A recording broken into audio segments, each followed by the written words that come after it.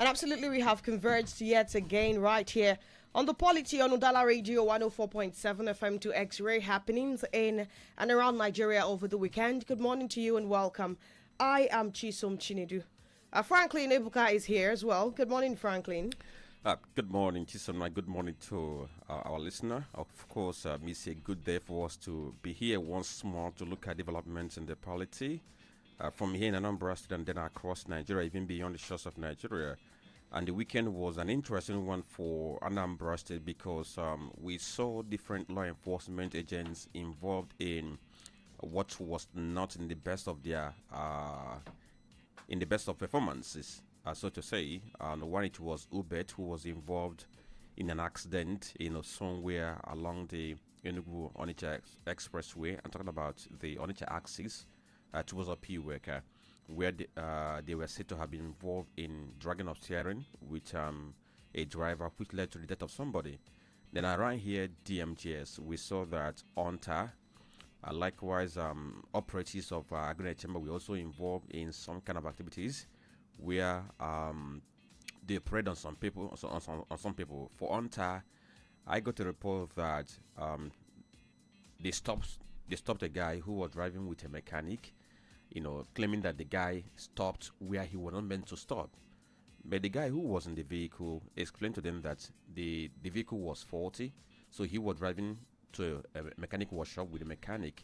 So the car was jerking. At the point you move, at the point you just stop on its own. That they never stopped intentionally, trying to explain to them what happened, but they didn't listen to him. Rather, they insisted that he broke the law. He must pay, and before you know it, they had loosened the number plate. So that one is on one hand. Then talk about what some operatives of Akidi Chamber did there too, trying to extort people, and when people want to enforce their rights, they become violent. I do not know why the weekend was riddled with this kind of activities. Then somewhere in Umbapo, I think that was on Friday, we reported about the young man who was killed by operatives of SASA. Before this very morning, there were different reports emanating from different quarters as to what happened. But of course, I've been able to hear from both sides. I've heard from people claiming that the guy was killed extrajudicially by operatives of SASA. I've also heard from SASA because this morning I spoke with SASA spokesperson, who also gave their own account of what happened. From their own account of what happened, they said that SASA got information that there was a particular hideout where illicit drugs were being traded upon. So based on that intelligence, SASA deployed an undercover operative to go there to find out if the intelligence was good. And when he got there, he discovered actually that such thing was going on. So he posed as a buyer, and in the course of doing that, he tried to alert other operatives for them to launch operation there or to raid that very place. It was in the course of that the guy who was killed got to know about what he was planning to do, and allegedly launched attack on the SASA operative using knife. That he used a knife to stab the guy, and the guy in retaliation, tried to defend himself, and they got in struggle. He also used the same knife on the guy, and that was what led to the guy's death. But I've seen the video which was shot in the compound of the guy who was killed. I saw this thing, bullet case. I also saw blood stain on walls, likewise on wheelbarrow, claiming, suggesting that he was shot. So as it stands now, it's two narrative whether he was shot or it was in defense of himself that the SASA operative used the same knife to stab him. So lots of things we have over the weekend. Then in the area of politics, I heard that one of the aspirants under ABGA for Anambra South in the district, so talking about Ebuka, the CEO of Seahorse, is about leaving ABGA for APC because he wants to realize his senatorial ambition. So I do not know whether APC is going to serve his best interest or whether at the end of the day is going to extinguish whatever dreams he has to represent his people. But let me ask, what is this very desire by successful businessmen to acquire political power? How do I mean? What is this their desire to go to the Senate, go to the House of Reps, or become governors when they are already successful in their businesses and they caucus with those who are in power. I do not know what they want to do best by getting to political power, or whether it's just a trend for us to count ourselves among those who have gone to the Senate, who have gone to the House of Reps. I do not know what they want to use that to do, because I'm just thinking about the likes of Femi Otedola or Tony Lumelu one day saying that they're going to politics, or Dangote. So, because me, I don't know, because I all I know is that as we speak now, there is nothing Femi Otedola, Dangote, or Tony Lumelu wants to get from government that they cannot get. They are successful in their business, and they're now looking for political power. So for our own people who are down here, what is that thing they have found in political power that they think that if they don't get into political office, they are not fulfilled? I do not know. I'm just asking a large question in my head. Oh, well, all of those would make sense of pretty much when we get on the show. Would also get to play audios from some of these developments. Dr. Tony Elisambeki is also here. Good morning, Tony. Good morning to you, Chisam Chinedu. Good morning, Nigerians. Good morning, the good people of Southeast. Good morning, Anambra. Good morning, Chapter. Good morning, Ndosimo. Good morning, everyone under the reach of our voice. Good morning, fathers. Yesterday was Father's Day, or what we know best as Fathering Sunday. And when we talk about fathers, of course, we know them as pillars, not just in the society, but in our families. They are the providers. They are the protectors, the spiritual leaders, the models. I don't think if there were no father in this world, what the world would have been like. And of course, yesterday was the feast of Saint Joseph, the workers. Of course, we know Saint Joseph, the husband to Virgin Mary, the foster father of our Lord and Savior, Jesus Christ, a carpenter by profession, a laborer. Of course, we know that feast, of course, that's the feast of Saint Joseph, the Father's Day or Fathering Sunday. It's all about hard work with our noise, providing with our pride, leadership with our domination, not just for fame or not for applause, but for family and purpose. When we talk about fathers, they are family oriented, they are family inclined, they think first of their family, they think first of their children, they think first of our wives, everybody. Of course, I know many testimonies many people have for their fathers are many. Listen to Chitem Chinedu. There are times you will be talking with her, the next she'll be telling you testimonies about her own father, what her father does for her, the way her father does things for her. No man, according to her, has ever done that. And also, there are other testimonies abound. My own father is also a good example. I remember those days, some of the things I am doing today, if not for him, under his tutelage, somebody that first exposed me to media, to newspapers, to TV, and so many things, and put you through all these ladders. So it's a great day to remember him. When we talk about fathers, that's why I would say that Ezechi does it also one of us. Wherever he is, may you continue to rest in peace. So that's for the Father's Day. We thank everybody for being part of this very show. Today is another day. We are back in the sanctuary. We are back in our altar to profess the truth. We remember our pensioners. We remember our senior citizens, our fathers, and our mothers as well. We also remember those in the hospital, because we must also remember those who are not well privileged, the weaker brethren. Because if this were to be a congregation, a church, we must also talk about the weaker brethren. Remember everybody in a special way, and we call you back. Just sit back and enjoy the program. Not forgetting the artisans, the nurse, the farmers, and everyone amongst all of us. We are back to do the work of the Lord. Our evangelical work begins now. You're welcome. You're most definitely welcome. Let's tell you what the front pages of the paper say, and right after that, we'll get into the conversation proper. On our desk this morning, we have the Daily Sun, the Guardian, Vanguard, and finally, we have the Punch newspaper. On the front page of the Daily Sun newspaper, the banner headline here is 2 ex-presidents behind Obi Kwankwaso's exit from ADC. The rioters, former Anambra Kano governors join NDC, cite toxic political environment. Internal crisis for exiting ADC. APC brands Obi, Nigeria's inconsolable political drifter. Did you see you sensed the picture? So asking you if you saw that picture is, You know, Felix Morka and what's them again? Bayon and Oga, they have been on the case of Obi. Peter Obi.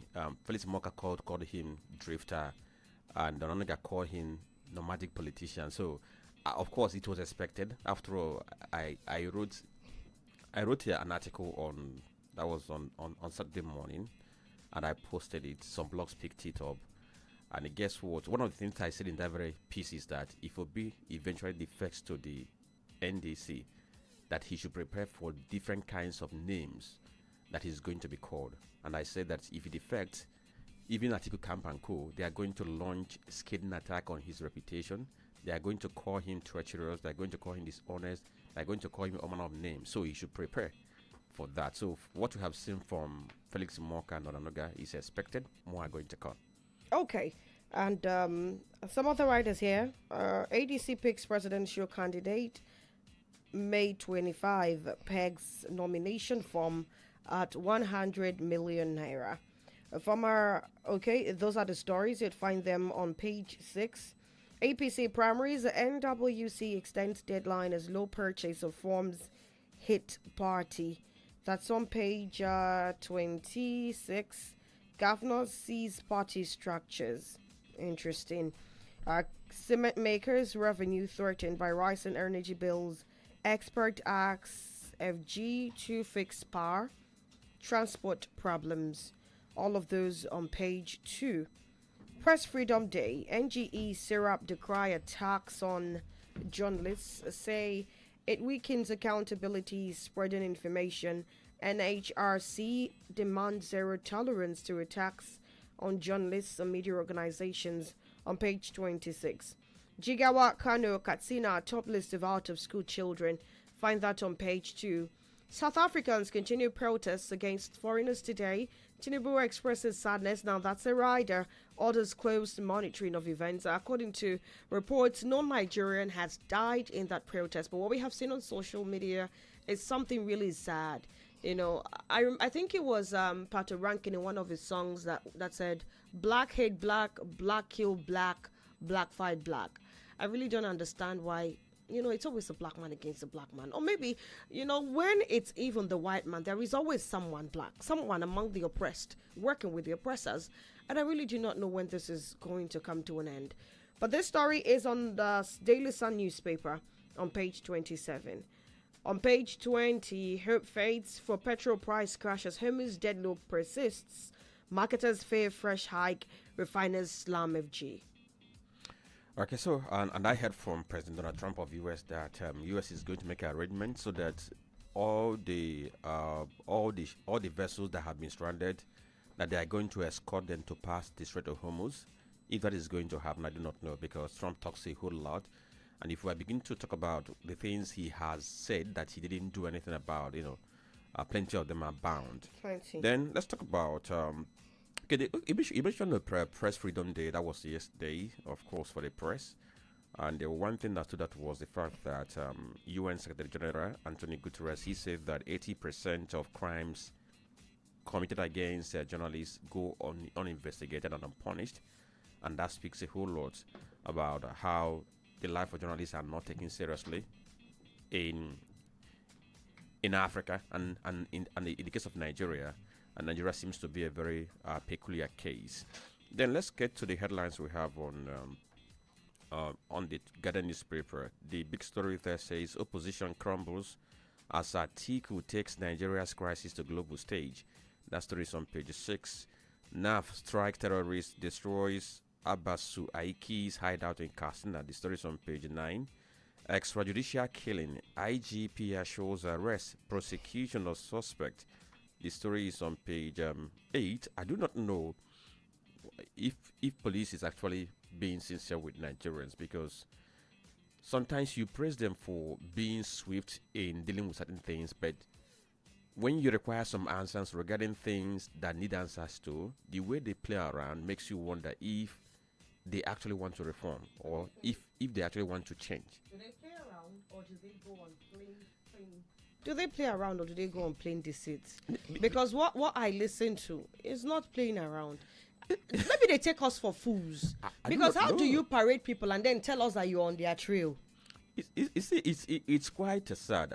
Last week, IGP, he did a press conference where he talked about those policemen who were involved in extrajudicial killings in Delta State. He said 4 of them had been arrested, and the police had recommended their dismissal.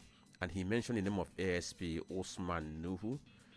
And from what we gathered now, the Police Service Commission has confirmed their dismissal, and they have been dismissed. Guess what? Yesterday, police spokesperson Placid, he addressed press yesterday, and he paraded 5 policemen before the journalist. In fact, if you look at the video, you see that they backed the press. They didn't show their faces. And in the press statement that he released, or in the statement he made, he mentioned Osman Nuhu. That's the only person he mentioned his name. Others he didn't mention. But when pressmen now asked him to disclose the identity of 4 others who were dismissed alongside Nuhu, he said the names are going to be mentioned in due course after due investigation, that they are on trail of them. So who were the one you paraded? I think I need to go back to that video and look at those people. I don't know if the ones I saw only their feet. Because if they had shown their heads, I'd like to see.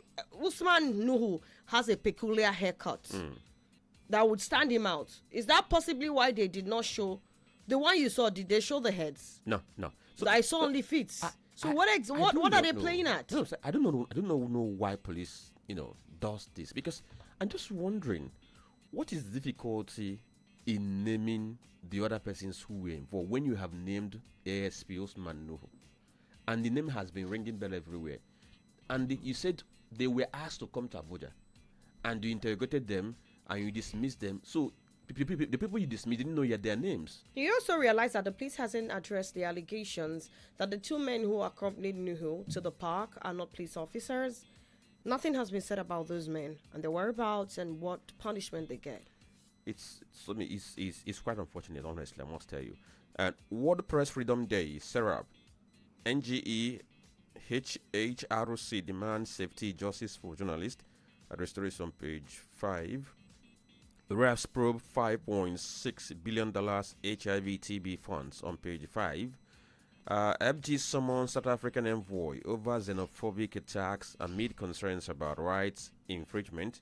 That's what it's on page 5.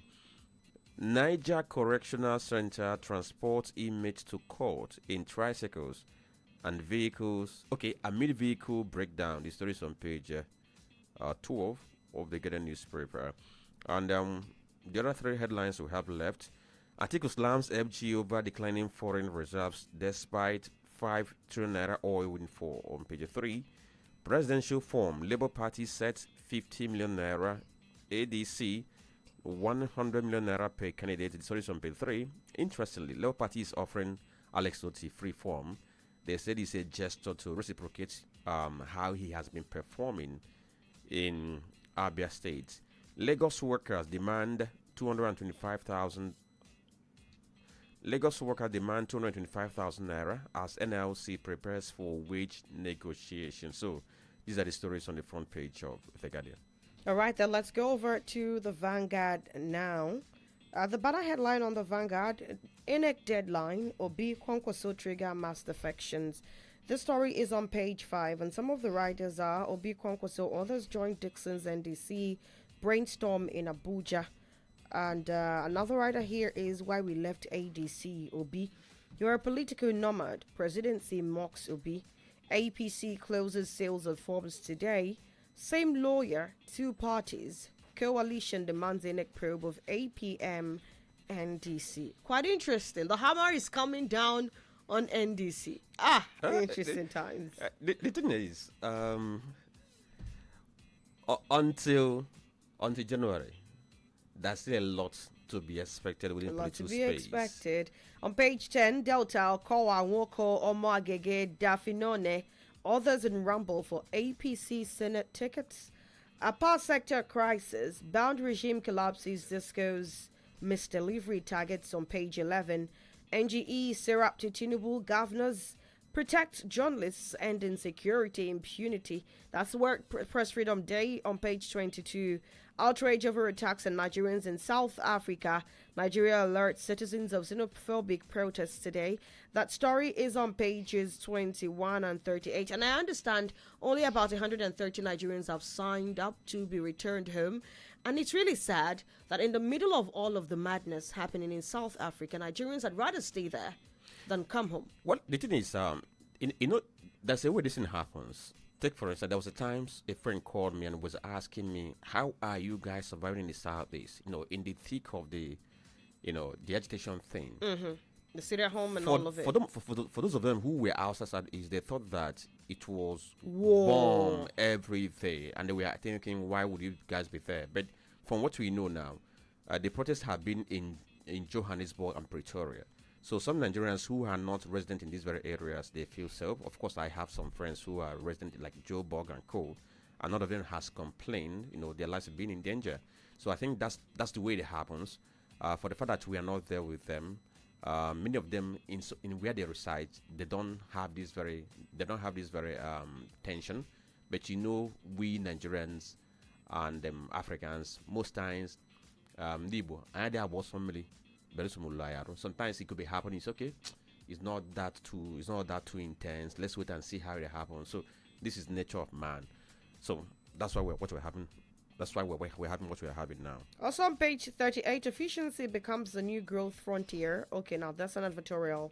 And those are the stories on the front page of the Vanguard newspaper. You mentioned the word about power sector. I was telling Tony this very morning about the possible crash of the band regime, how I recharged 10,000 naira for electricity and I got 56 units. They don't tell you. And it was surprising because if you're on band A, if you recharge 10,000 naira, of course you know what they're going to get. But when I checked that, I had to check the balance to be sure of what I got. And so let's see what it becomes in the coming days. Then let's finish the headlines we have on the front page of the paper. So we're going to Punch now. The headlines there are very scanty because there is an advertorial of a particular brand of beer that has taken over the front page. So we have 3 stories here, and the big one says 2027. Obi Kwankwaso join NDC, demand litigation, free politics. That story is on page 2. And it has some riders. I saw somebody joking somewhere. He said they should tell P2B that NAFDAC is not the name of a political party. I don't know what that means. Nigerians are very, very funny people. Then this one says state FCT external debt nears $1 billion amid higher FAC on page 31. Xenophobia, 130 Nigerians sign up for South Africa evacuation. And that story is on page 8. Let me quickly talk about this. I think that should be in the first paper you mentioned. That should be in Daily Sun, where we've seen that there's been low turnout for purchase of nomination forms within the APC because some aspirants are skeptical based on how the party has been handling the nomination form, because governors have been given the freedom to decide who gets party ticket or not. So some aspirants are afraid of, why should I go and waste my money? At the end of the day, the governor is going to favor who is going to favor. Why am I mentioning this? Because I just want to make reference to Imo State. I don't know what is going to play out in Imo State. Over the weekend, last week, there was this report that the deputy governor resigned, and up to now has not been refuted, and neither was it confirmed. So he's been flying out there. And the report is that the governor of Imo State wants to contest for senatorial seat. And guess what? He wants to contest while state governor. Of course, Imo State has a different election cycle. He's not going to go for election for governorship alongside others in January. So he still has about 2 years or thereabout. But he wants to contest for for Senate while sitting as the governor. And it's like they're hatching a plan whereby if he contests for Senate and wins, he might resign as governor and hand over to somebody. And from what we gathered now, the plan is that they want to bring in somebody who is the anointed candidate of the governor to now serve as his deputy. So by the time he resigns, the person assumes office and finishes. By the time he finishes, he can now contest for governorship and return. By the time he's returned, he might possibly, you know, I don't know. Politics is like it's a big business in Nigeria because each time they sit on a seat, they are plotting for the next dispensation, and it's quite sad that governance becomes, you know, a second choice. All right, then we're diving into the conversation proper. It's the Polity Udala Radio 104.7 FM. We are live on Facebook. Drop your comment right under the video of this show. And of course, we're diving into the conversation, like I said.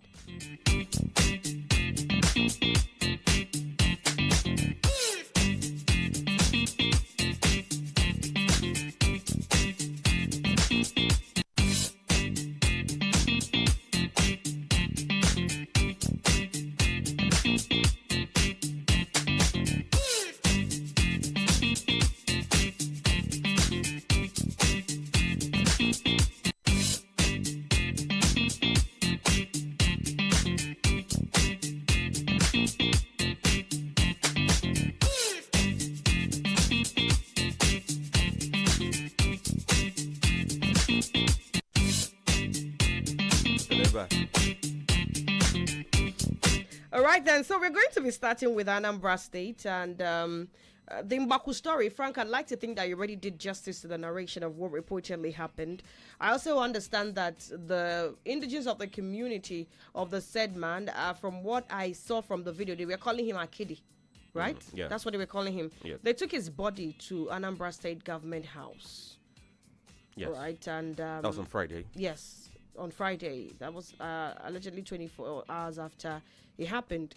And what happened between SASA officials and the said man is something really sad, because it's expected that if you suspect that a person deals on arms, you link up the NDLEA, isn't it? Is SASA meant to be an anti-drug trafficking agency? I doubt. Is there any legislative framework backing SASA's operation in Anambra State? I doubt. Is there any laid down rule of engagement of SASA that includes bursting drug cartels and all of that?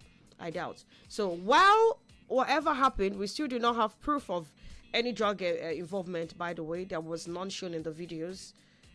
The question has been around, is it your duty to burst drug syndicates and all of that? Now, going over to Tony, I'll just pick out all of them once, and then you go ahead and talk about them. And then going over to what happened on Saturday with the man that UNTA officials harassed at DMGS. I'll play the audio of his narration of the story. And of course, unfortunately, in that audio, none of the UNTA officials there tried to counter what. They just told him that you're talking rubbish. They didn't try to counter him. So this is the audio.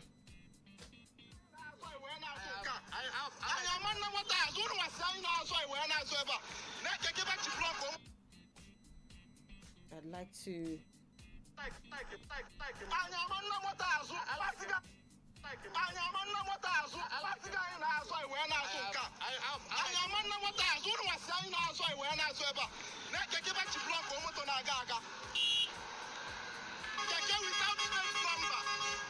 Without plane number is what they are using to terrorize people.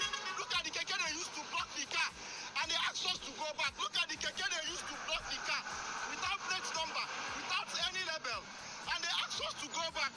We went back, and he's still asking us to go back so that it will fall into its own trap. Now,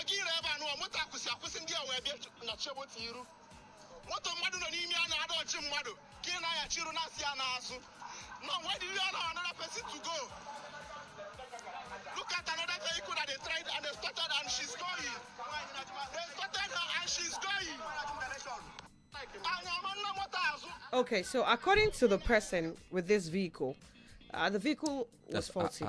Yes, please. Yes, said the vehicle is faulty or was faulty, and we are trying to manage it to a mechanic shop, and they were blocked by UNTA officials who alleged that the vehicle parked wrongfully. And according to the narration, the vehicle didn't park at any point. It was just a tad too slow because it is faulty. And they blocked them, and in the heat, it was always settle us. And when he refused to settle them, they took his number plate. Also, there's another video trending, also of DMGS roundabout. This one happened with Aguna Chamber officials. According to this report this time around, they asked him to enter the vehicle and he said he wouldn't enter. They should tell him what he did. And they were not. You know how if you want to arrest a man, you at least read the charges to him. He's allowed to know what he did. Is that not it, Tony? I'm allowed to know what exactly I have done for you to tell me to enter a vehicle. And they refused to tell him anything. When he resisted, they started beating him. And then he kept screaming till people gathered. And that was how he was able to, would I say, resist being taken away to whatever destination they would have taken him to. And so, again, I ask you, Tony, at what point do we rest easy from the plenty reports, plenty complaints of these people who are supposed to make our lives easier and safer becoming thorns in our flesh? Well, I think let's begin by defining certain concepts, because just like I've always said before, that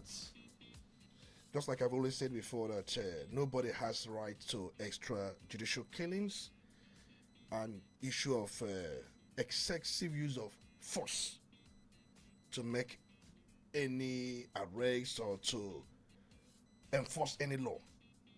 The law says that the force should be proportionate, but some of these people do not understand the meaning of that word proportionate.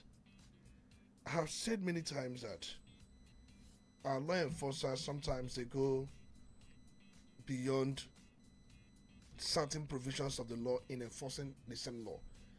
And it's one thing I have said is a problem with a typical black man. Yes, an average black man is a problem. We have just finished talking about the extrajudicial killing of Wano Gene or Akidi Mene, and we are talking about the issue that happened at Umbapo. And in that very issue that happened at Umbapo, from the stories that I gathered, it was reported that the 26-year-old man named Chinyaka Ike he was also known as Akidi from Amaise village in Umbapo. How he was allegedly killed, because we are told that from the reports I have cited that operatives of SASA stormed the area, apprehending youths indiscriminately, and the victim and other tried to flee that very area. He was pursued and brutally beaten, and he died as a result of such beating. That's what we were told, the report I cited. Because that led to the protest on the 1st of May, where youths, women, they marched carrying body of the victim to demand justice and also to end the intimidation and probe of enforcement agencies. I saw placards.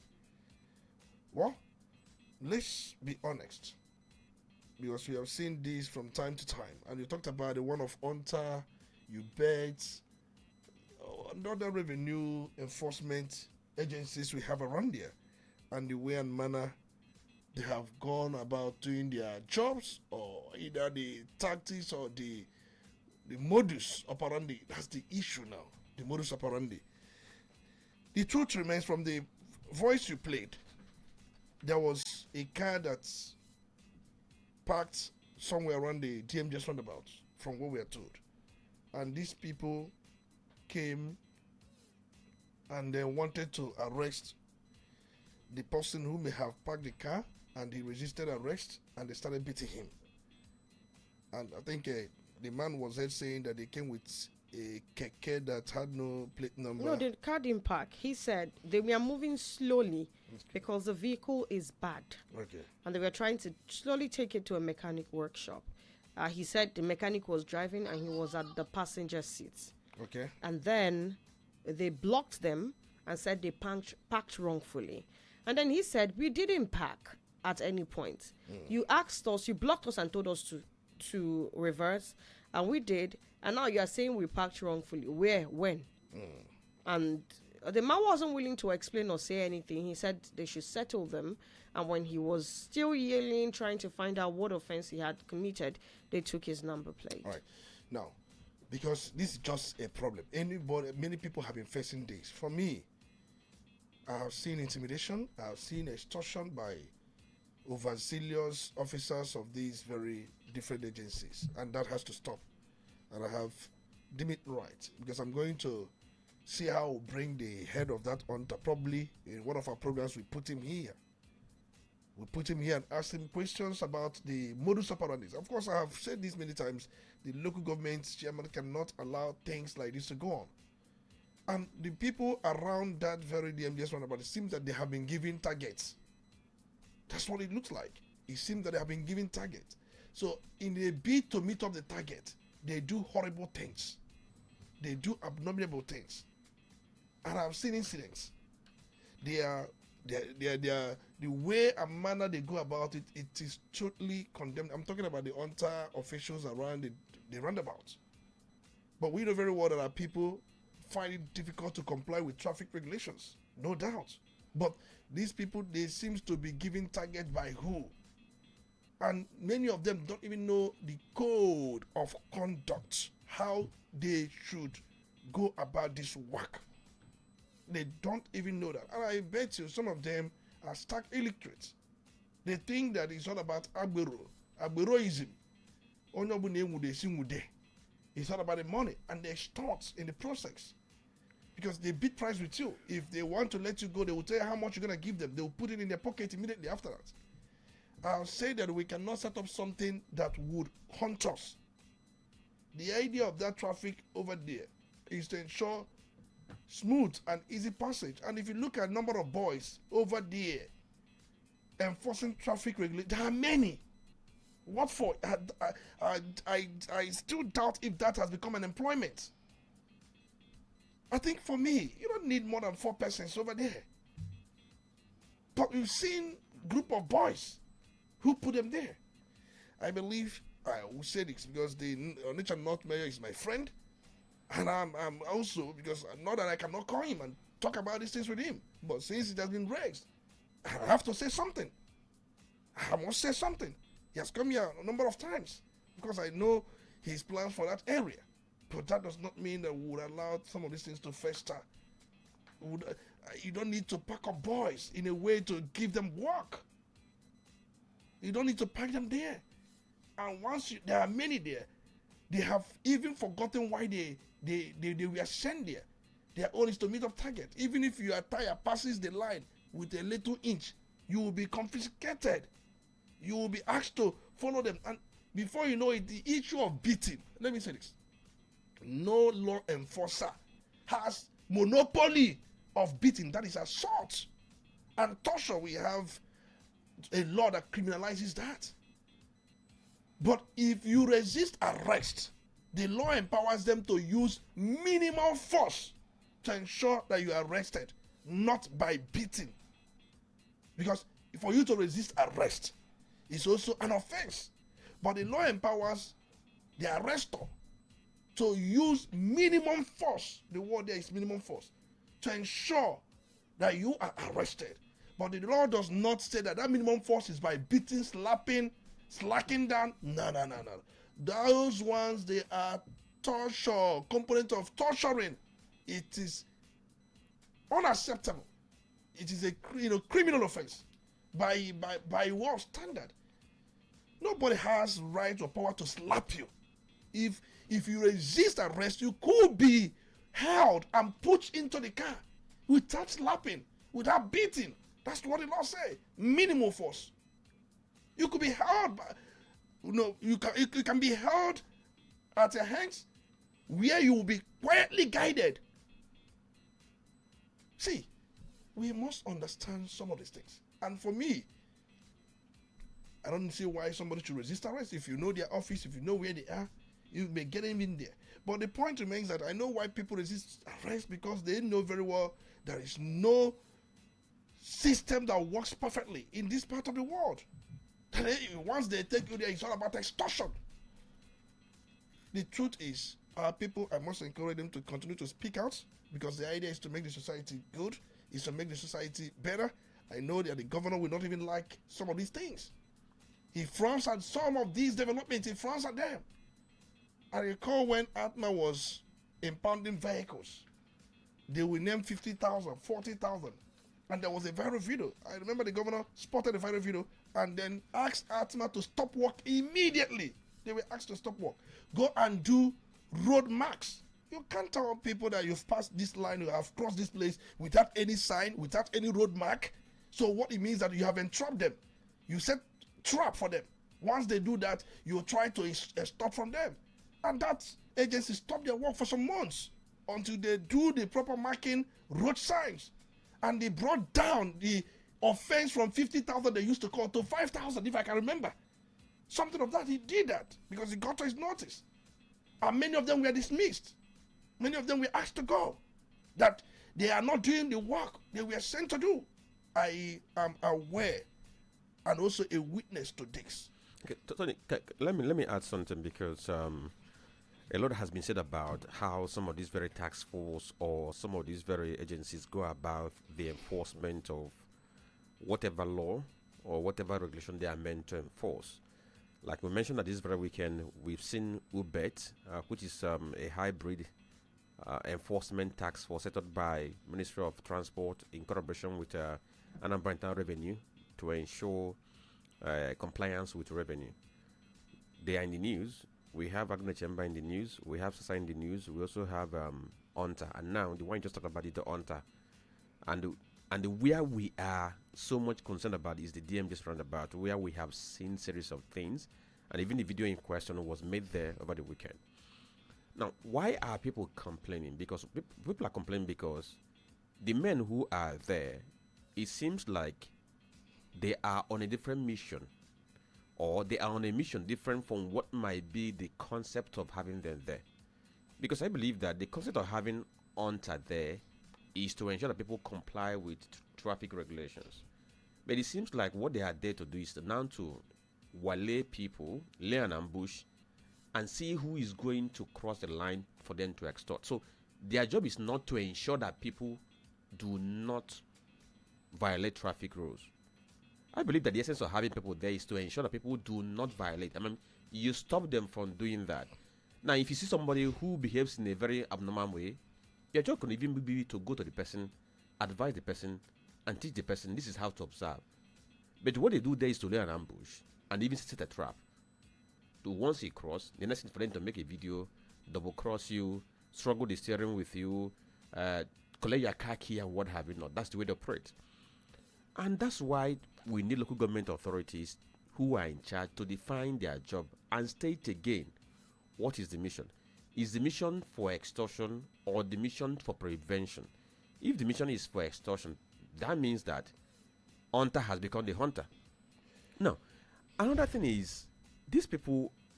We know how they were assembled. Of course, they were assembled from, all these people who are known as the Aboros. They were assembled from there. So, how many of them have been trained on how to go about it? Because Anambra cannot continue to be where anything goes. Anambra cannot be said to be, the Dubai Africa Taiwan that the governor wants it to be, when we still have crude way of enforcing the law. It cannot work. We cannot have law and order in the state where we enforce laws using the crude way. Yes, we know that people are very difficult because we have become used to a system whereby, capitalism. Nothing is going to happen. We have become used to it, and our people are very impossible. We must be honest. Our people are very impossible. Sometimes you could be on the traffic at that place, and you're waiting for traffic. Someone will be asking you, "What are you doing there? What are you waiting for? Cross now, cross now." People are very difficult to deal with. Yeah, there's no way to contest it. Yeah, what I'm saying is, must we always use the crude way to get that enforcement? I believe that there is a way you can even somebody can even beat traffic today. You stop him, delay him, and teach him what he didn't know. Tomorrow he might not repeat it. But what we have seen is that we always think that it must be by force and it must be by intimidation. It must be in a very crude way. Another thing is, for those people who have violated traffic rules, is there a specific rate for any offense well defined, or it's at the discretion of the UNTA officials there? Whatever they decide is the sanction for your offense. Right. So is there anything well defined?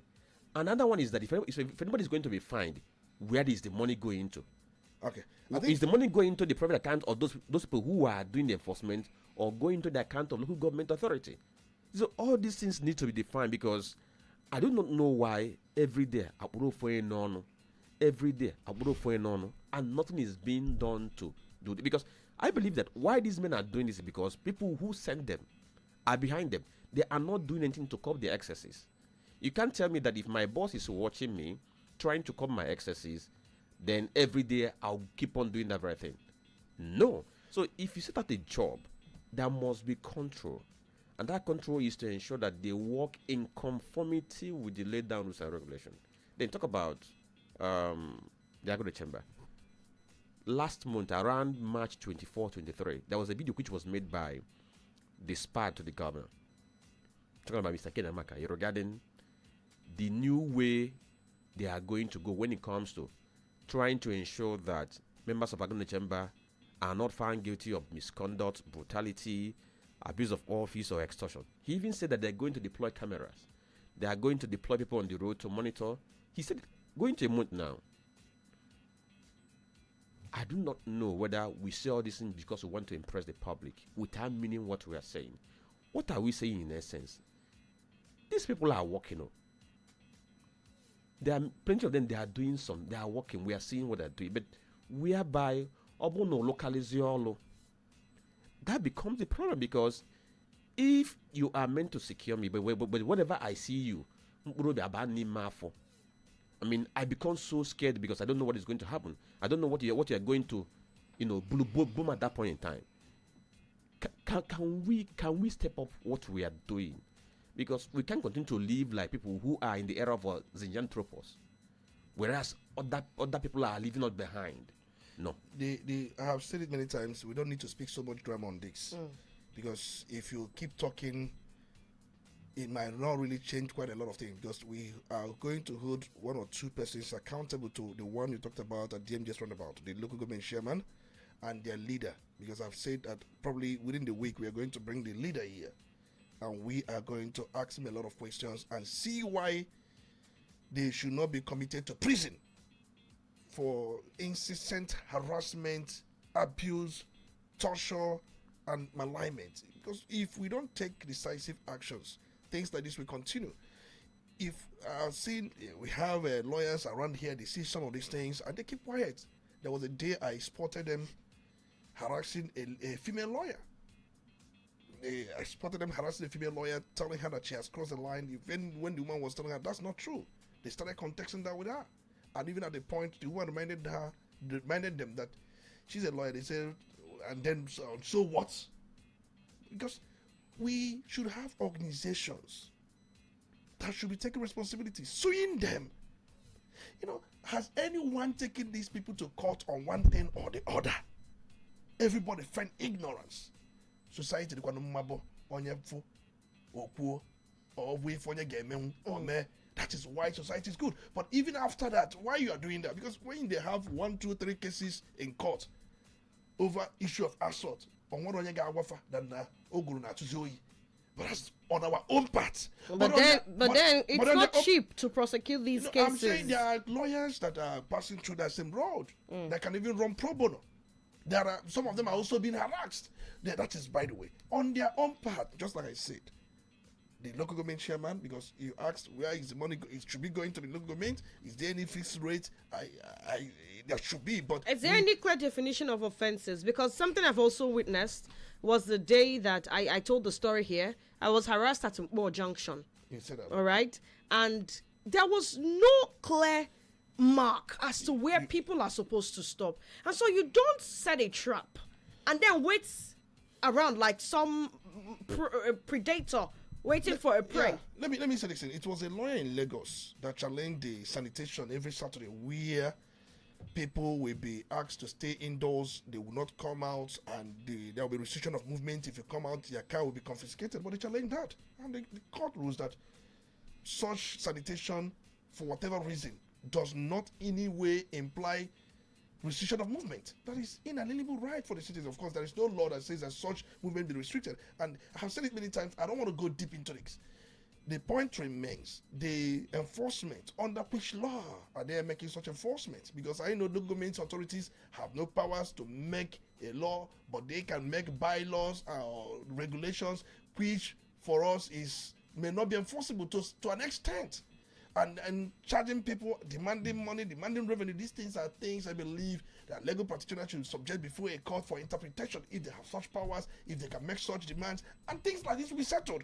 But outside that, we are talking about enforcement. In enforcing this, the modus operandi, I have said here, the only thing I'm going to promise to everybody listening now, the leader of UNTA, within the week, we are going to bring him here, and he's going to answer to some of the questions. Because we cannot continue with all this incessant harassment and the need to raise. UNTA work is not a job scheme. Because I've seen many boys over there doing what? These are people that could have been productive in other areas. And then they wake up, get high, and hit the road. You drink all these things they drink, and then for you, for me, it's a anomaly, it's a anomaly. It is not going to be accepted. Of course, I am going to call the local main chairman. I know he may be leaving by August, but could this be part of? He's still in charge, and this happened during his regime. He needs to attend to it. He was tagged to that post, and I haven't seen a statement from him. I am hoping that he actually gets to say something about this. But let's head on to political matters, because over the weekend,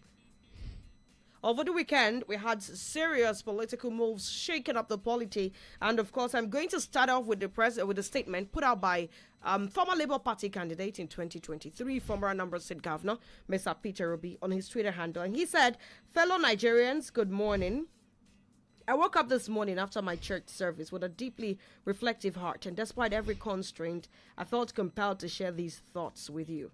Many people do not truly understand the silent pains some of us carry daily, the private struggles, emotional burdens, and quiet battles we face while trying to survive and serve sincerely in different circumstances.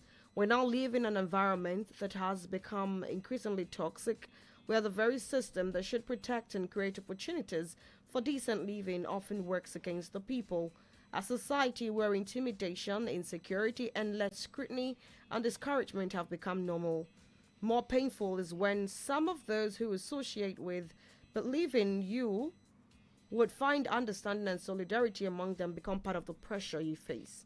Some who publicly identify with you privately distance themselves or join in unfair criticism. We live in a society where humility is mistaken for weakness, respect is seen as a lack of courage, and compassion is treated as foolishness. A system where treating people equally is questioned simply because you refuse to worship status, tribe, class, and power. Personally, I have never looked down on anyone except to uplift them. I have never used privilege, position, or resources to oppress others, intimidate the weak, or make people feel small. To me, leadership has always been about service, sacrifice, and helping others rise." Now, here is the paragraph that bears the message. "Let me state clearly, my decision to leave the ADC is not because a highly respected chairman, Senator David Mark, treated me badly, nor because my leader and elder brother, Alhaji Atiku Abubakar, or any other respected leaders did anything personally wrong to me. I will continue to respect them. However, the same Nigerian state and its agents that created unnecessary crisis and hostility within the Labour Party that forced me to leave now appear to be finding their way into the ADC with endless court cases, internal battles, suspicion, and division. Instead of focusing on deeper national problems and playing politics built more on control and exclusion than on service and nation building. Even within spaces where one labors sincerely, one is sometimes treated like an outsider in one's own home. You and your team become easy targets for every failure, frustration, and misunderstanding, as though honest contribution has become a favor being tolerated rather than appreciated. And when you choose to leave so that those you are leaving can have peace, and you step out into the cold, you are still maligned and your character is questioned. Despite all your efforts to continue working for a better Nigeria and engaging people with sincerity and goodwill, those who do not wish you well continue to attack your character and question your intentions. There are moments I ask God in prayer, why is doing the right thing often misconstrued as wrongdoing in our country? Why is integrity not valued? Why is the prudent manager of resources, especially when invested in critical areas like education and healthcare, wrongly labeled as stinginess? Why are humility and obedience to the rule of law often taken to be weakness rather than discipline? Let me assure all that I am desperate, or let me assure all that I am not desperate to be president, vice president, or senate president. I am desperate to see a society that can console a mother whose child has been kidnapped or killed while going to school or work. I am desperate to see a Nigeria where people will not live in IDP camps but in their homes. I am desperate for a country where Nigerian citizens do not go to bed hungry, not knowing where the next meal will come from. Yet, despite everything, I remain resolute. I firmly believe that Nigeria can still become a country with competent leadership based on justice, compassion, and equal opportunity for all. A new Nigeria is possible, PO. And that's the statement Mr. Peter Obi dropped yesterday. And right after that, there was an entrance. There was a meeting, and it was between Mr. Peter Obi, Rabiu Kwankwaso, and the leadership of the NDC. And I'm going to play an audio of Mr. Peter Obi and Kwankwaso receiving membership cards from the national chairman. The tutelage of the leader of this party. And we don't do anything until it is commanded. First and foremost, we want to present to Your Excellency, distinguished Senator Rabiu Kwankwaso. On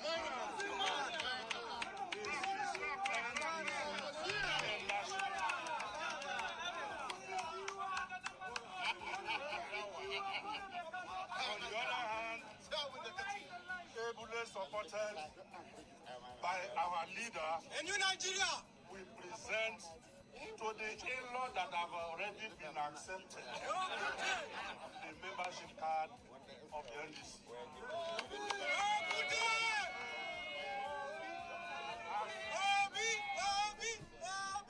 As a symbol of your entry, this is what we decorate you with. It's also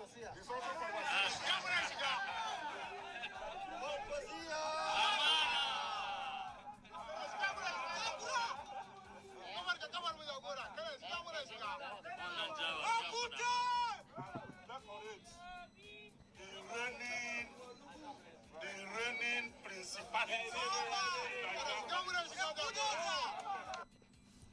And so right after that, that happened, Mr. Peter Obi gave his own speech. And this is what he had to say. In acceptance, of course, of the membership.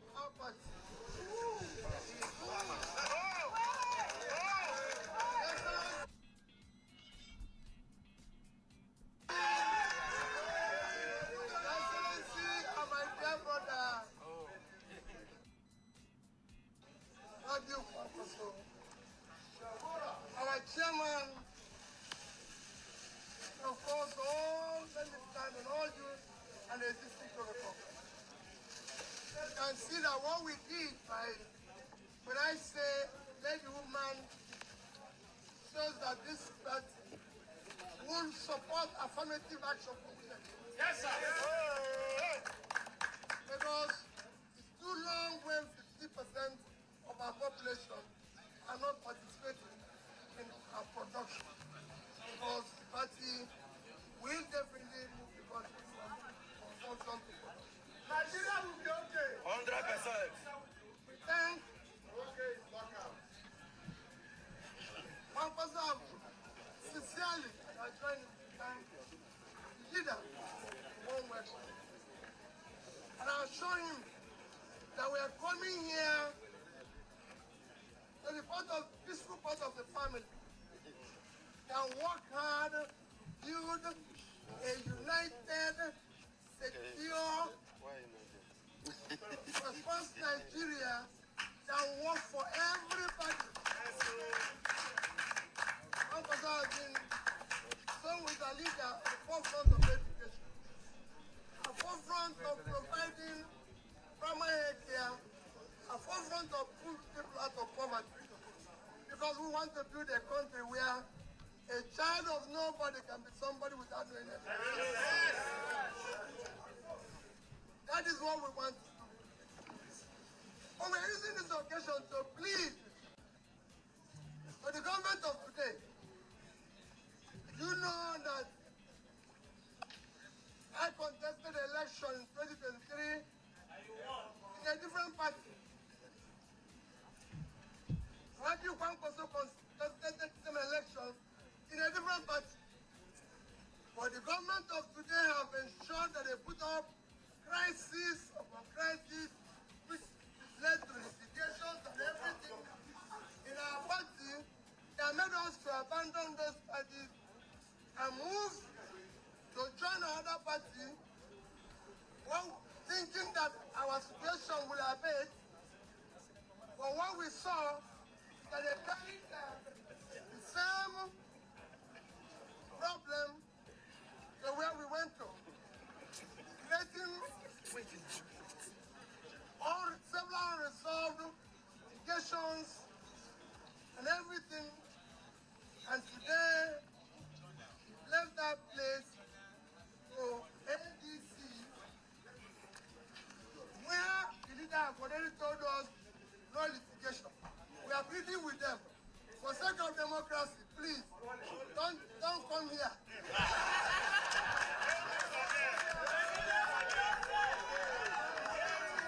We are pleading with you. We want to have peace. We want to do the party. We don't want, please. Okay, so that's part of the things that Obi said yesterday. Apparently, this is like half of the audio. It's a 6-minute long audio, and then when you look at our time, we don't have time to, take all that long stretch. But Tony, this is where you come in. That move yesterday shook the polity. So many statements have been made. The APC has reacted. Of course, it will be a political nomad. The picture trended this morning of Obi in a white agbada, carrying patches of flags of all the different parties has been in. And of course, people are asking several critical questions. Is moving to the NDC going to be the answer? Is it going to, bring about the balance that he so seeks?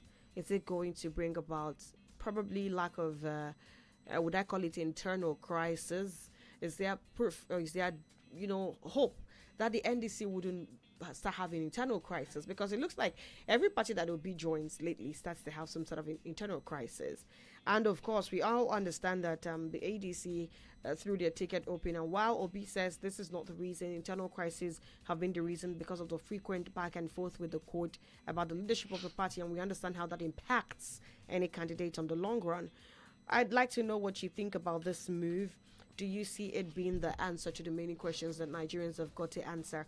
Do you see a structure emanating from the NDC? Because I understand that one of the major problems for Labour Party in 2023 was also a lack of structure. If I can remember vividly, so many polling units had no party agent.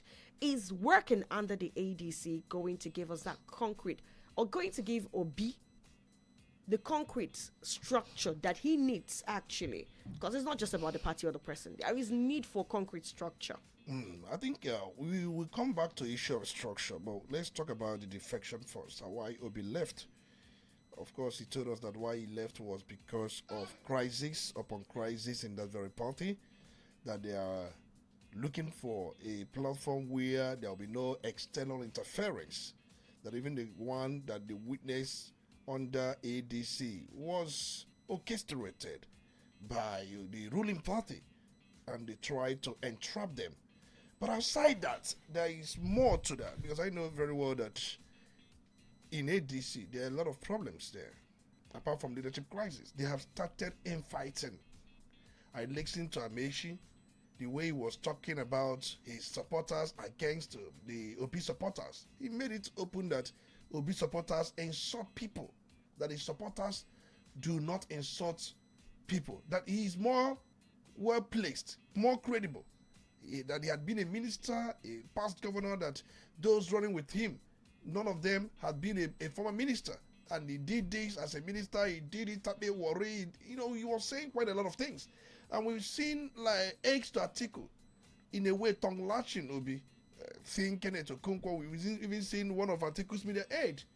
And this morning he tweeted that the coalition trend continues even with the exit of Obi and Kwankwaso. That having been said, and also the issue of zoning, because the obedient movement under the ADC had made it public that ADC should zone their presidency to south, but it was not listened to, and for them it was a case. But for them to make that very statement, Obi endorsed the statement. They wanted the zoning system to materialize, but they said that they were going to throw it open. And apart from that, the ground of all this was the case of the Supreme Court judgment, where they were asked to go back to Federal High Court. So while the election is going on, whatever comes as a result of the court process, you may win election, you may be declared not have won the election because of pre-election matter. And you may be deemed not to be qualified for the election, stemming from the fact that you were not favored by the right leadership of the party. It's just a trap, as our guest said yesterday. But our guest was begging for this defection, and now he had the defection the way everybody heard about it. That is by the way. Now, going back to NDC, if you go to the INEC portal, you will see the leadership by court order. That's another thing, because Obi said that before they came to NDC, they were assured that there was no leadership crisis under NDC. But if you go to INEC portal, as we have, you will see the national chairman of the party, Cleopas Moses Zuwoye, by court order. You also see the national secretary of the party, as we have, Barrister Martin or thereabouts, by court order. But we have made inquiry. Why did they have such court order appended to their names? From the findings, it was as a result of the Federal High Courts in Lokoja that gave judgment late last year that INEC should go on and register NDC as a political party. They had been a political association since 2017. They made every effort to be registered as a political party. INEC said no, that they will not be registered as a political party because of issue of logo. Their logo is two hands up. And INEC argued that two hands up in the air is synonymous to APC. That if you look at APC campaign in 2023, they were using two hands up in the air during their campaigns. That you cannot copy what another party was using as a logo. That's what INEC argued. But these people took INEC to court. And when they took INEC to court, because of that, because they argued otherwise, that APC logo to date is broom. That two hands up in the air and broom, they are distinct and different. That someone uses two hands up in the air, that he doesn't use it as a logo. Probably uses it as a way of finesse, trying to show some kind of preference or whatever he wants to believe, whatever message he wants to pass. But they want to use it as a logo. Just like I said earlier on, the Federal High Court in Kogi compelled INEC with order of mandamus to register NDC. That the two issues are distinct. One is logo, the other, the APC logo is what? Broom. NDC is coming up with two hands in the air. They are not the same. Okay, you mean two fingers? Two fingers, sorry. Two fingers in the air. They are not the same. Now, having been mandated by court to do that, what INEC did was to immediately, around February this year, NDC was registered as a political party. In February this year. But what INEC did also was to, under the registration, national chairman by court order, national secretary by court order, because they were asked, they were trying to put it to everybody that they were asked to do that by court. Of course, there is another political party, ADA, that felt that NDC did not follow due process for its registration, but they can't go to court because they don't have locus. Now, having said that, because just like I said earlier on, Sarah-Dokai Dixon joined the party sometime last month. He was made the national leader of the party.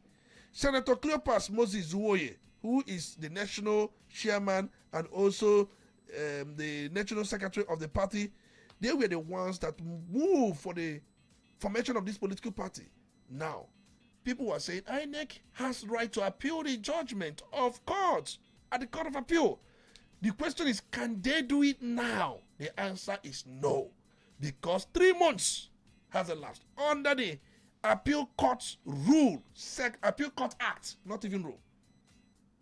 Appeal Court Act, Section 24 of the Appeal Court Act states that you have 3 months to file appeal when a substantive judgment has been given.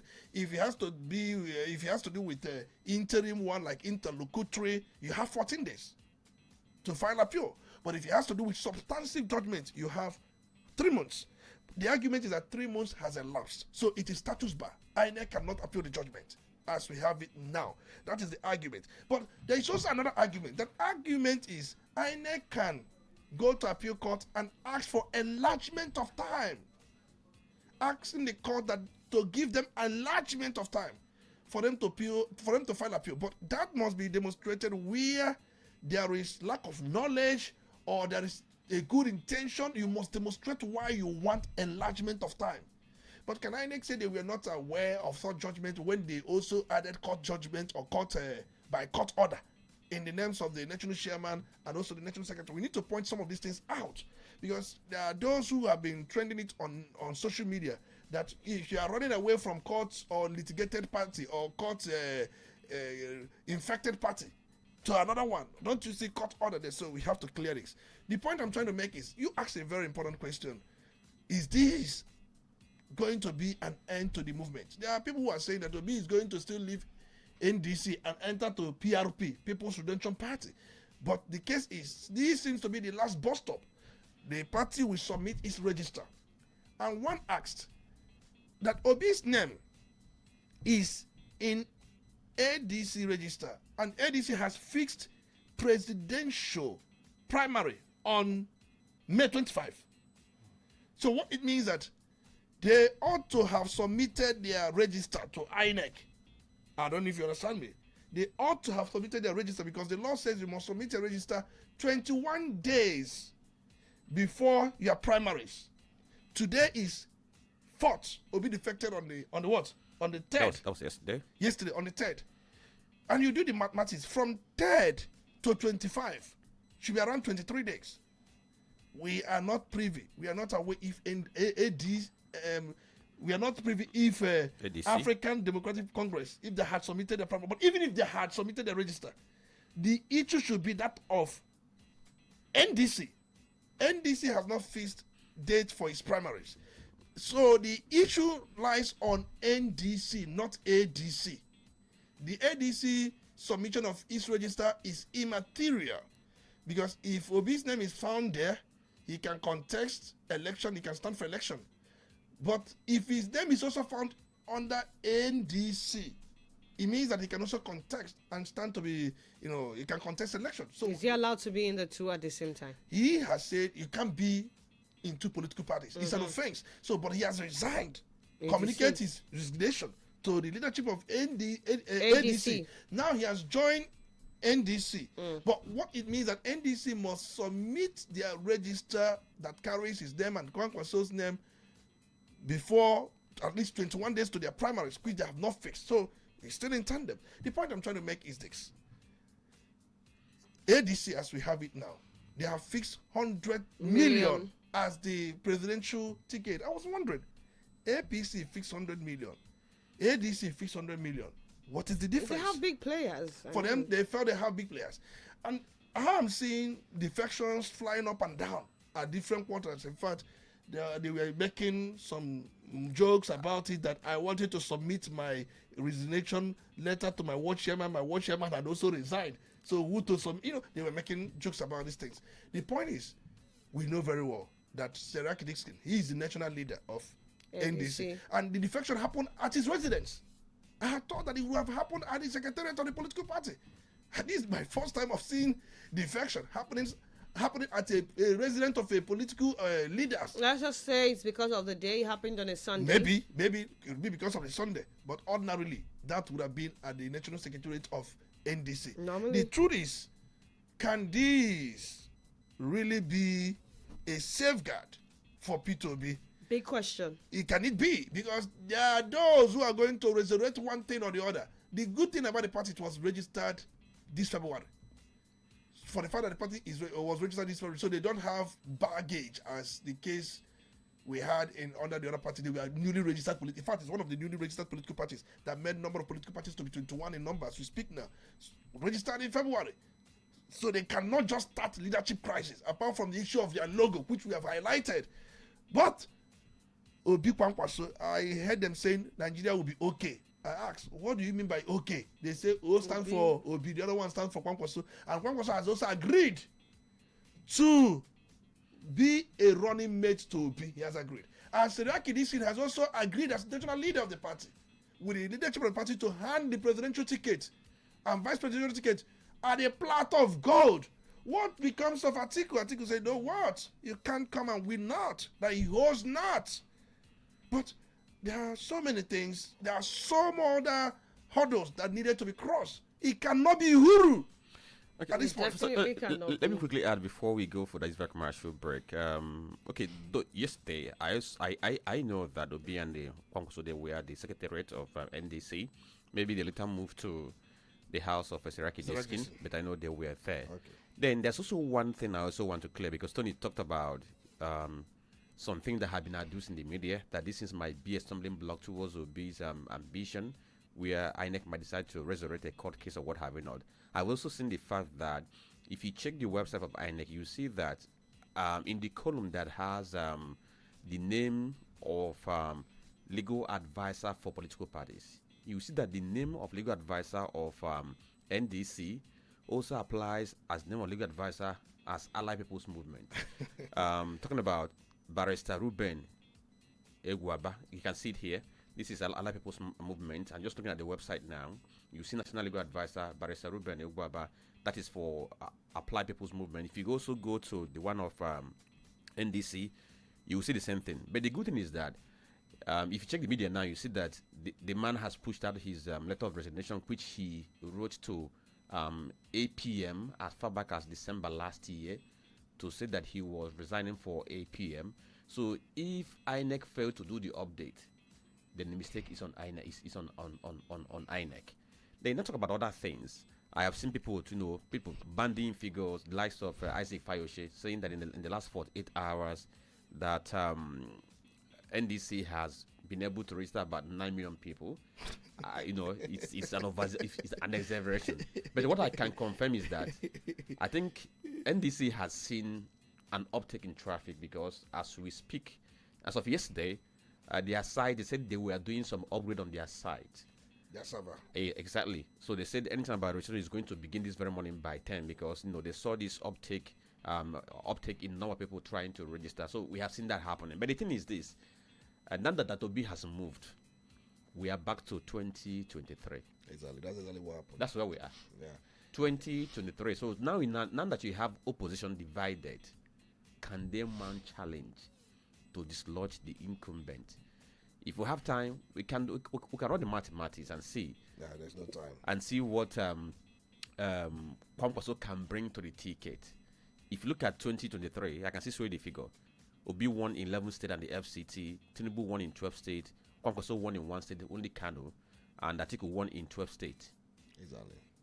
But let's just raise a case for now. Yeah, opposition seems to be fragmented, but nevertheless, just like you said, Atiku is still somebody who commands some control and influence in the north. And then for Tinubu will be kind of happy. Of course, they are fragmented. Of course, he had wanted this division. Tinubu had wanted this division. But Kwankwaso and Kwankwasia movement with 1-point-something million votes, and will be in 2023 with about 6-point-something million votes. If you add it together, would that eclipse the votes Tinubu had? But we know these two periods are quite distinct. Can they muscle up? And Obi cannot be strategic and Tinubu for sure would never allow Lagos to be taken away from his grip. Even Abuja. Now, the work begins for them. Just like I said earlier on. They all still favor Tinubu. I've always said that, but the point remains that he will not be sleeping as we speak. He's not going to be not disturbed. He should be disturbed now as we speak because of this movement. And Kwankwasia is a political structure on its own. But let's see how it goes. All right, then we see how it goes. We take a break now. Some commercials coming up next, and then we open up the phone lines. Do stay. Udala Radio, 104.7 FM.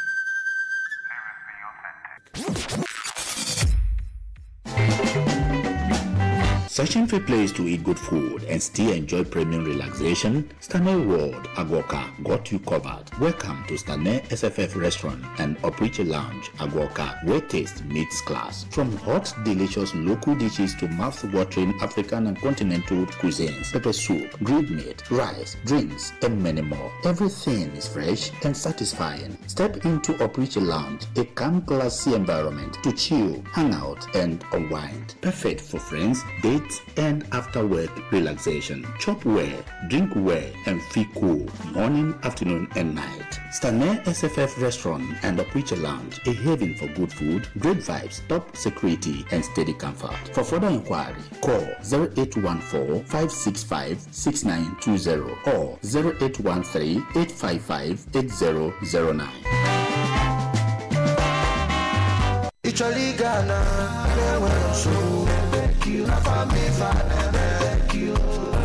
Nebek Real Estate brings you opportunity that grow with you. Greenfield Estate, Oba, just 1 minute from Owerri Road. Kings Court Estate, Ibiza, opposite Admiralty University. Purity Garden and Classic Estate, Asaba, just 10 minutes from Asaba International Airport. Ikenga Luxury Estate, Ojoto, 7 minutes to Electrical Dealers Market, Ogosi.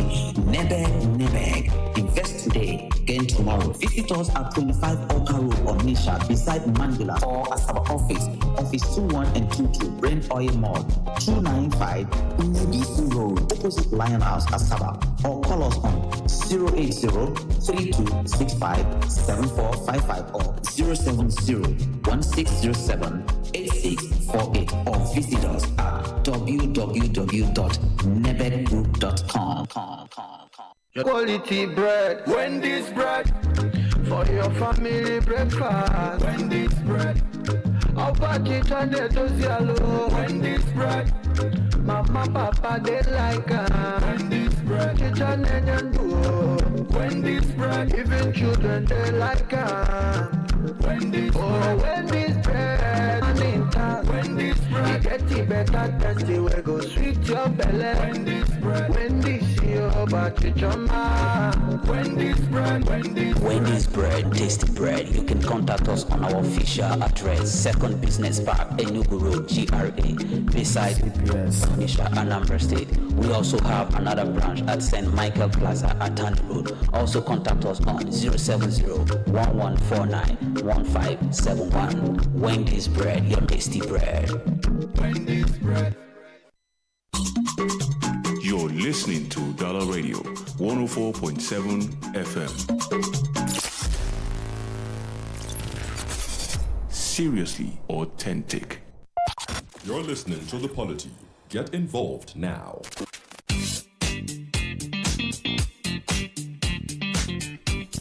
0803-221-6973, Those are the numbers to call to be a part of the conversation. Now, go straight to the point, make it 2 minutes max.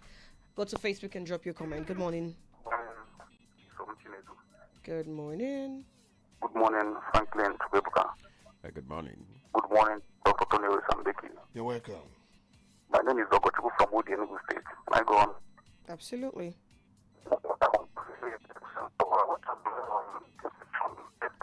Hello? Hello? Can you please take that from top to bottom again? You should try to reconnect. Well, let's hear what you have to say. Hello there. How you doing? Hello. I'm not going to see you. Just look at it. Good morning. Good morning. See something to do. And Mr. Frank Tubebuka and Dr. Tony Sambeki, good morning to you all. Good morning. You're welcome. It's good to have you. My name is Maruki Fika, coming from Monica. Well, I will start by saying that now politics is now very sweet to my mind. You understand? We've been hearing this defection as a rumor, but finally it is now clear that it is the truth. Well, congratulations to Obedience and Obi and Bombshell, because we understand what they are planning to do to them. But they must not go and sit down, because the demon and the beast that is fighting them is still now, is not yet dead. You understand? In as much as I will now tell Rafi Gombe, that is his name, he should now take his ABC to Sugari and then dig it over. You understand? Even Tinubu himself and Jason Wike with the Nigerian judiciary, that you use that leadership crisis in the APC to fly Akara. People that doesn't want democracy to fly in Nigeria, they will all be put to shame. Now I'm advising people and Bombshell, no matter whatever that is happening now, they must remain there.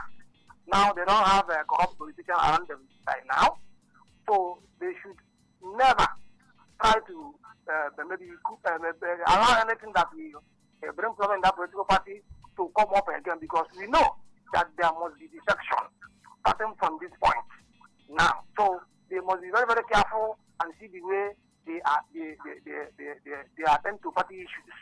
That is what I want to say. Big ups to Nigerians, because we must be there. We are okay. Thank you very much. Thank you very much. Good morning. Good morning. My speaker, Tony Mbeke. You're welcome. Good morning, Chisom. And Swakilin. This is the voice of Honorable Ignatius Okoye from our Royal Kingdom. My speaker, they have started again. They cannot go anywhere. As far as they divided each other, they are division. APC have to crash PDP when they come together. No division in them. Now that P2B goes on their own, Atiku on his own, Tinubu on his own, they are going nowhere. The election is for Atiku. Tinubu again. Tinubu is going to win this election. Unless they come together. Unless they make an agreement that on the day of the voting, they will vote en masse for one person. So this is only way. This is where I'm stopping. Thank you, my speaker. Let's hear you, 0803-221-6973. Good morning. Are you there? Yes. Comrade Walton, I'm calling you from Monica. Can I go on? Go ahead. Thank you very much. Before I make my submission, I want to remind the speaker of the prophecy you made some time ago that Obi has accepted to be Atiku Abubakar's running mate. You made that prophecy, and that prophecy can be best described as what is now trending, some bomb prophecy, which does not materialize again. So I want to point it out. Now, going further, I have resigned my membership from ADC. Even my watch drama has also resigned. But I don't even know where to submit my resignation letter at the moment. So, but I have officially resigned from ADC. I will register as a member of NDC any moment from now. Now, let me tell you the truth. The decision P2B took is the best. As I'm speaking with you right now, there is nothing left in ADC. What you see in ADC are the same old politicians who are responsible for what we are seeing, the current state of this country now. Okay? It is not, in fact, this thing is not about P2B. It is about people's collective will to see a change. Let P2B fight to the last. Even if he didn't make it, posterity will be kind to him. Okay? Because what is happening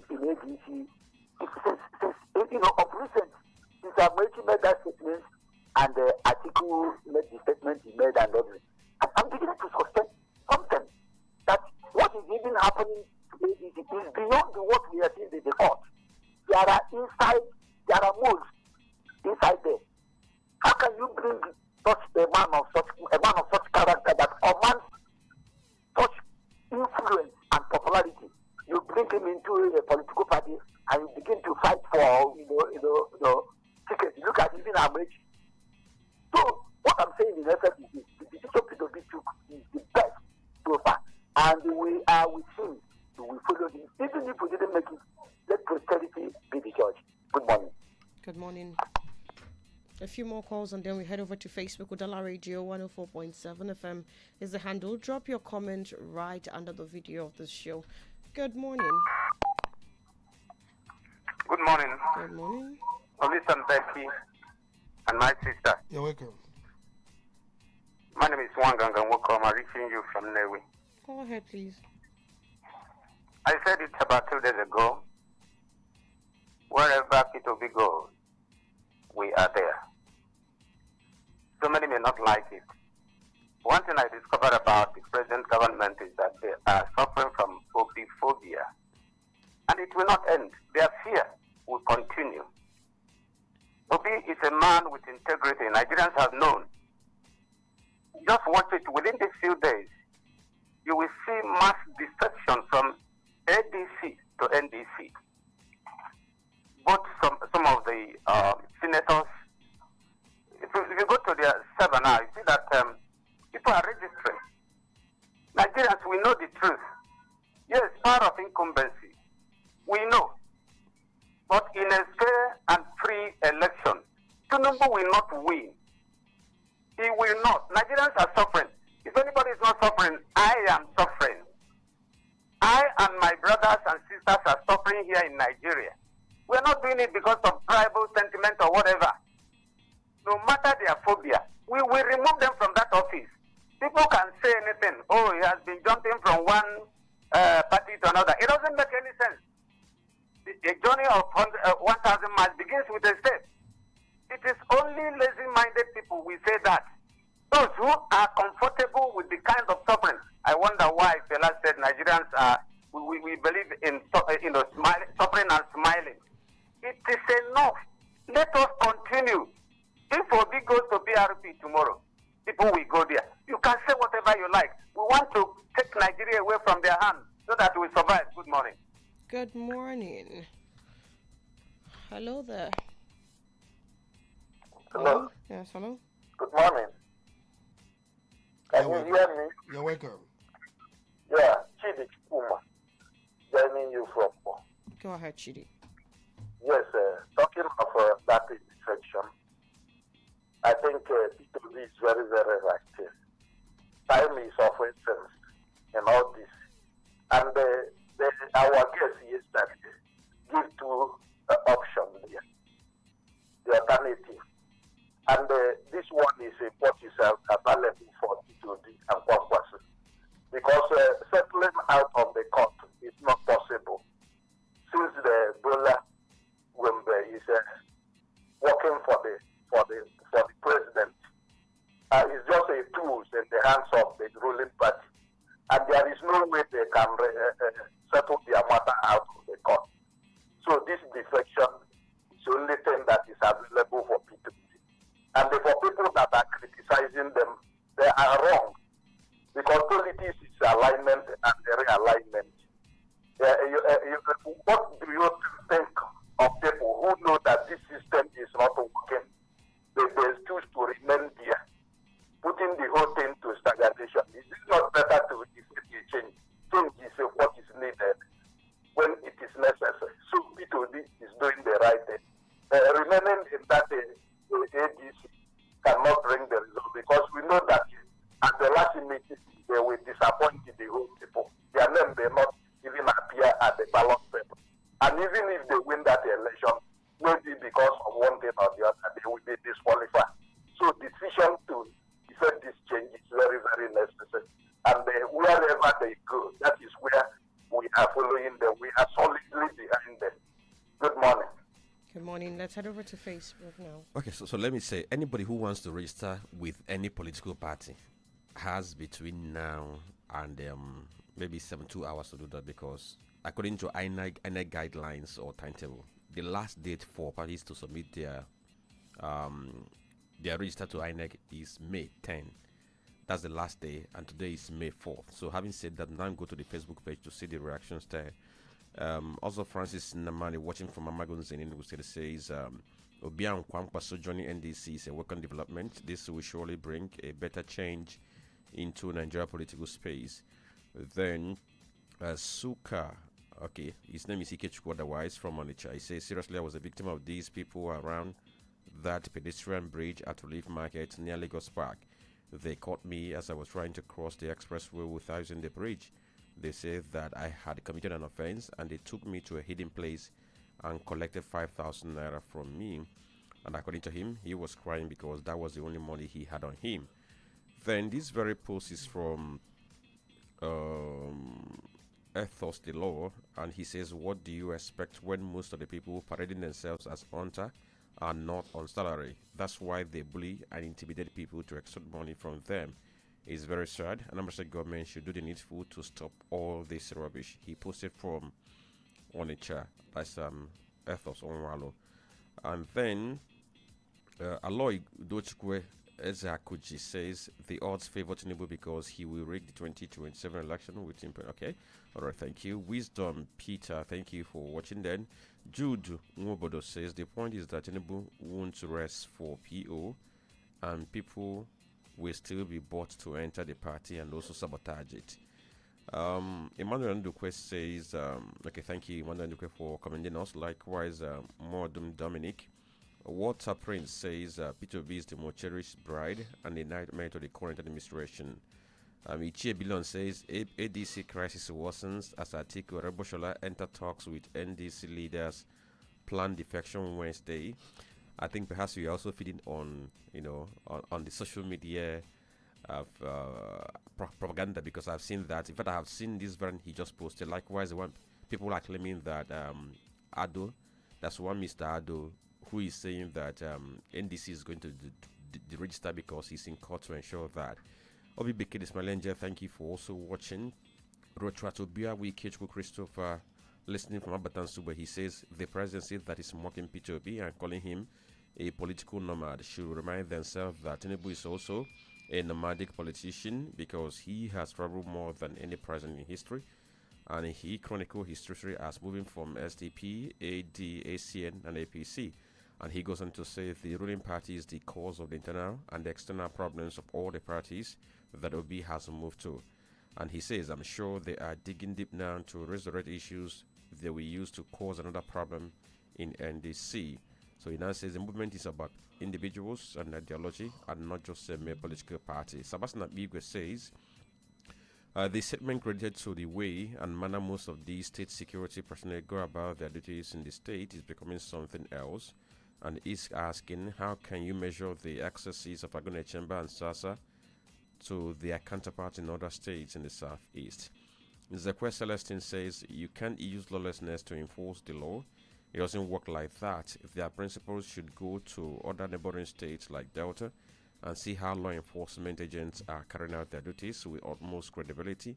You can use shenanigans to enforce the law in a commercial city like Onitsha. These guys need to be shown an easy door for responsible people to take up this job as to lessen the height of intimidation in the state. Yongo Bionwa says, we the people of Benue, particularly Idoma speaking language, are calling on P2B to come to Benue to witness the opening ceremony of NDC office in Amadeu. Okay.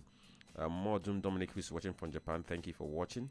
Dr. Miss Simo Lebara from Owerri says P2B took the wisest decision as we didn't need their hide and seek game.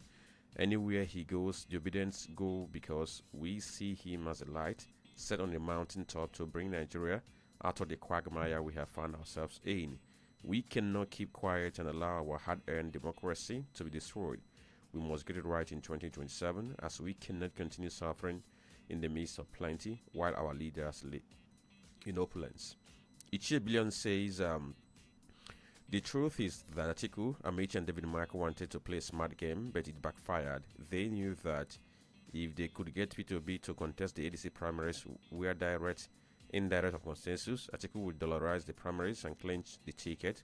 They also knew that by then P2B will be trapped in ADC to support Atiku because he will be barred from participating in any other primary election pursuant to the Electoral Act. I had to breach your post, and then when you be fair, OG says, okay, he's thanking us for the job. So I think at this point we have to summarize the post we have on our Facebook page at this stage. All right, then, Tony, what are your final words? Well, the political topography, the political environment, the climate, everything seems to be changing so fast. Atiku has programmed to be in United States of America to canvass for dangerous precedents we have in the country. He wanted to talk about insecurity and other things, but now his move. Well, Atiku Amechi may be the candidate of ADC. Peter Obi Kwankwaso will be the candidate of NDC, and we are going to have President Tinubu and also Vice President Shetima. It's going to be an interesting one, but like I said earlier on, the odds favor Tinubu. And wherever he is, he may be kind of relaxed, but perturbed. Relaxed in the sense that, of course, they have now divided. That's what he had wanted. Perturbed in the sense that, let's see what these people could be able to do. Let's see. Let's watch them. But a lot of things will happen within the time. Someone was saying that I made a prophecy that this would happen. That would have happened if and only if Obi stayed. I didn't say if Obi leaves, because I said that if Obi remains in ADC, likelihood that he will be running mate to Atiku is quite sure. Because the Obedient said no, they don't want you to run as vice president, they want you to run as president. That's what Obedient says. Yes, left for him. If you check his speeches and other things he said that he's not desperate, that he can be, the most important thing is to take back Nigeria. But the Obedient said no, they want him to lead. But now he has left. What he was talking about after reflection yesterday, this defection was actually perfected before the reflection. That's much as I can say. Thank you very much, so Tony. Frankly, I say ask our people why you talk, do the work. I'll just illustrate with a very simple story. I was in Oka that should be about 3 weeks or thereabout now, and after about 2 weeks, I also went to Oka. Now, what I just want to illustrate is the fact.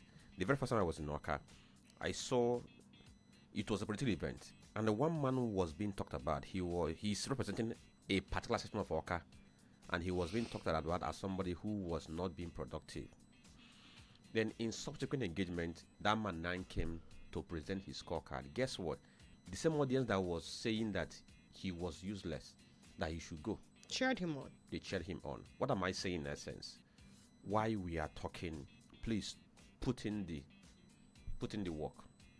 Because you might be thinking that Nagino Okeke has left you. Thank you very much. So put in the work. Put in the work. The Polity would make a return tomorrow, 9:15 down to 11 a.m.